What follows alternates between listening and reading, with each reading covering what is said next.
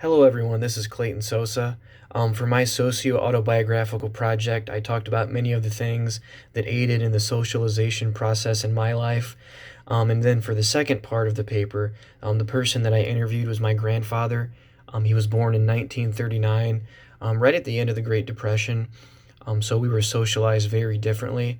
But as it pertains to myself, I grew up in a very rural community. I graduated in a class of about 68. So I grew up in a town where everybody pretty much knew each other. And one of the major institutions that aided in my socialization was my family. We spent a lot of time together when I was growing up. We would always pray together as a family before we would go to sleep, before we would eat a meal.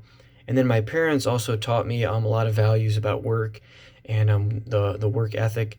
I would do chores around the house, and we also used to have some farm animals and a garden in our backyard, and my dad showed me how to take care of them and how to tend to the garden as well.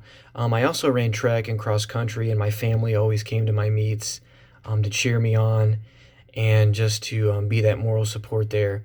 And then when I was younger, we would also hang out together a lot. We would go to antique stores. We live about 20 minutes away from Cedar Point, the amusement park, and we would go there and spend time together. And then another institution that played a big role in my life was religion and Christianity. We would go to church every Sunday and sometimes on Wednesdays as well, sometimes Sunday nights.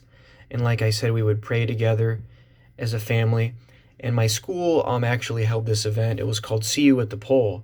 And every Wednesday morning, students, teachers, and other staff members would gather around the flagpole before school started, and we would pray in the morning. And I took a big role in that. Sometimes I would lead it. And then later in life, I felt that God was calling me to take a larger role in the church, so I began preaching from time to time in my church as well as teaching. And I also began to study a little bit more of the Bible on my own and just trying to learn more about what God was saying to me and what He wanted me to do for other people and how to help them. And this was much the same thing for my grandpa as well, who I interviewed. Life was much different growing up in the 40s and 50s. His family was a little bit more poor and not as privileged as I would be today. But those two institutions, family and Christianity, still shaped him just as much as they shaped me. So thank you for listening.